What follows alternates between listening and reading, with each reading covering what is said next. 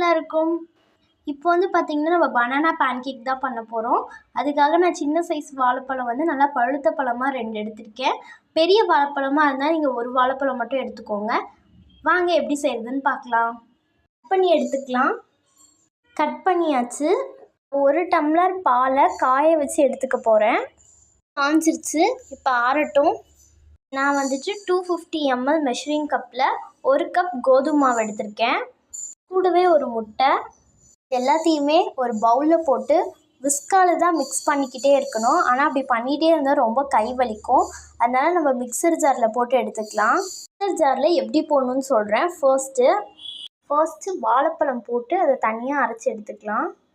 வாழைப்பழத்தை நல்லா இந்த மாதிரி அரைச்சி எடுத்துக்கோங்க. அடுத்து வாசனைக்காக ஒரு ஏலக்காய், ஒரு முட்டையை ஆட் பண்ணிக்கோங்க.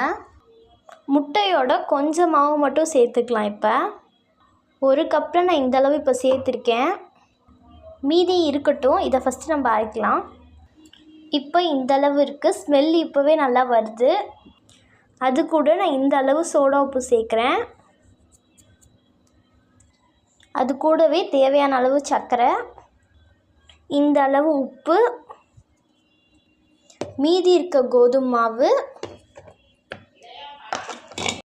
மாவு கூடவே நம்ம காய்ச்சி ஆற வச்ச பால். நான் காய்ச்சி ஆற வச்ச 1 டம்ளர் பால் இந்தளவு இருக்குது.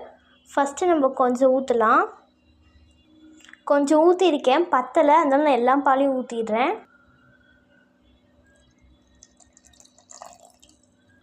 இப்போ இதை அரைச்சி எடுத்துக்கலாம். இவ்வளோ திக்காக இருக்குது. இது கூட தண்ணி ஆட் பண்ணி அரைச்சி எடுத்துக்கிறேன். பேன்கேக்கான பேட்டர் வந்து நமக்கு சூப்பராக வந்து ரெடி ஆகிடுச்சு. இதை வந்துட்டு 2 to 5 minutes வந்துட்டு அப்படியே வச்சுருங்க. வச்சுட்டு பேன்கேக் எப்படி சுடணும்னு நான் இப்போ சொல்கிறேன். நெய்யை வந்துட்டு அடியில் நல்லா ஈவனாக வந்து போட்டுட்டு மேலே வந்துட்டு எந்த சைஸ் வேணுமோ அந்த சைஸ் வந்து கொஞ்சம் திக்காக வந்துட்டு மாவு ஊற்றிடணும்.